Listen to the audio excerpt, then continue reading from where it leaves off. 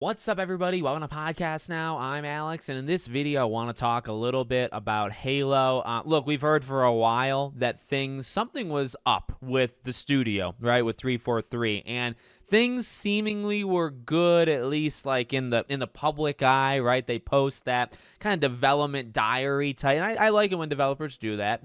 They give us this inside look. They talk about that engine change, right? You get like just the smallest shot of Chief, with the sword at the end.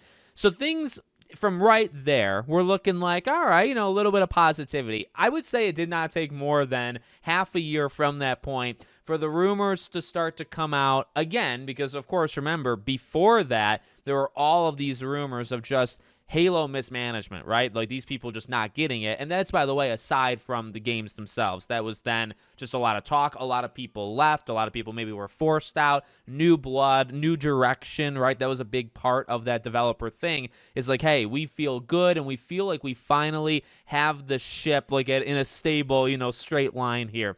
And it's like, all right, cool. I'm willing to give it a shot. I've obviously been a Halo fan for a very, very long time. But again, it didn't take long after that for things, at least again, behind the scenes rumors only, okay, to be fair, for them to start to come out and say there's issues again. And it just really what it boils down to is like, it's still not okay. Like things are still not doing well over there, even though they got multiple projects. We know they're working on the next main Halo game. We even assume that within the next month or so, they're gonna unveil Halo 1 Remake. I think it's highly expected. I think that the expectation is that it comes out next fall and you roll into 2026 with Forza, Fable, Gears of War E-Day, and the Halo 1 Remake. And I mean, from Xbox perspective, that's looking pretty good. Of course, they actually have to land. And Halo 1 might be the most unstable, of that entire group. We'll see. There actually could be more than one. But okay, so that kind of leads us up to where we're at now. And this happened a few days ago, and I was going to let it pass, but I thought, well, we can kind of do like a recap of what's been going on with Halo. So this is a guy who has been there, I believe, 17 years. So let's read this article, Windows Central. Glenn Israel, who worked as an artist on numerous games starting back with Halo 3 ODST, Halo 4, Halo 5, Halo Infinite, and he was, Bungie, and then later 343. He said that he was leaving. So he said, as of today, and after 17 long years, I'm officially no longer contributing to the Halo universe. There is little more I can say for the moment, though I intend to share this particular story in its entirety when it is absolutely safe to do so next year. In the meantime, I have a message for anyone and everyone who needs to hear it. I know that the state of our industry seems dire, but never forget that you are free to choose. No illusion of security nor promise of wealth or fame or power is worth trading away your health, your dignity, your ethics, or values, and no one can force you to. Stay strong, take evidence when necessary, and find where you belong. Now, look, when I first saw this, I only saw that first paragraph. I have seen the second one before I wrote it out to you, so it's not coming as like a total shock. Seeing that first paragraph is kind of, it's like a murder mystery, right? It kind of like plants the seed. It's like, okay, you have a story to tell and you have to wait till next year. Now, that alone probably would have been enough to like get people talking, because anytime you tell people, well, anytime you've been there that long, that's the thing. If it was a person that's been there a year, right, they never really contributed, or even say they were there for like Halo Infinite, so they've been there, say, in like not the greatest, not the most popular phase for, Halo, right?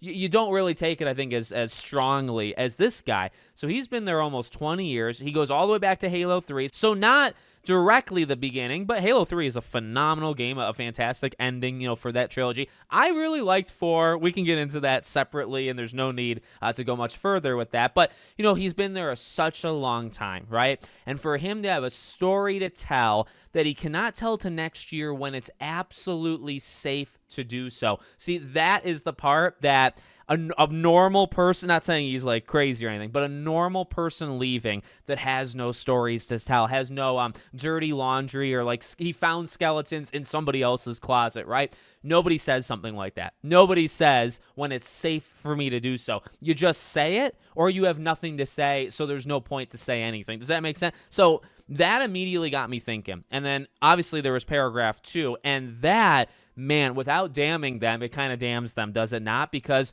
taking evidence, right? Don't lose your dignity and your freaking ethics and stuff. Like, what?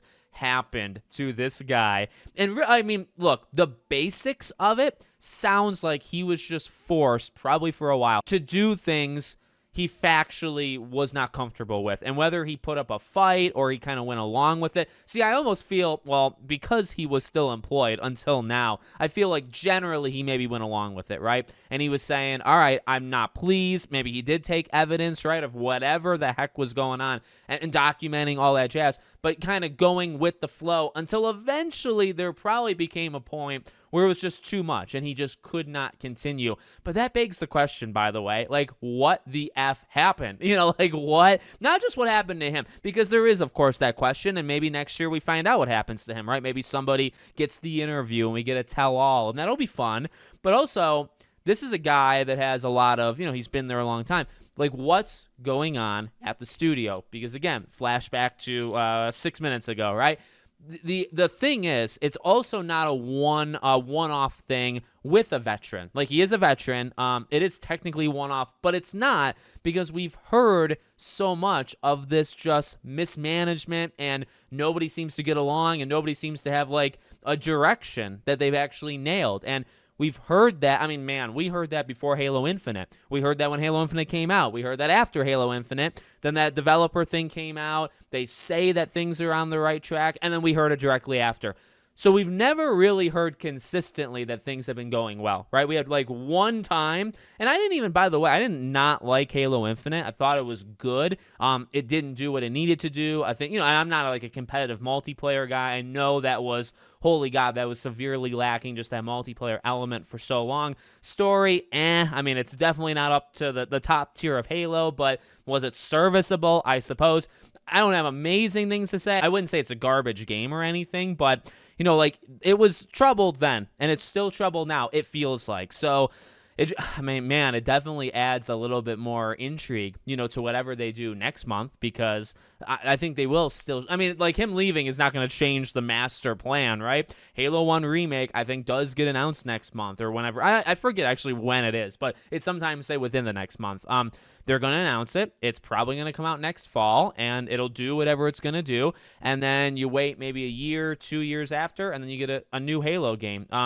I don't know, but like the actor who plays Chief, he is not getting any younger. You do not have time to F around, you know, because he's a legend, and you don't have him for like 30 years to like figure this thing out, like 20 years down the line. You got to figure it out right now, and it feels like they don't really have it under control. So let me know what you guys think. Make sure, as always, you're subscribed to the channel, bell icon turned on, and I hope to see you all on the next one.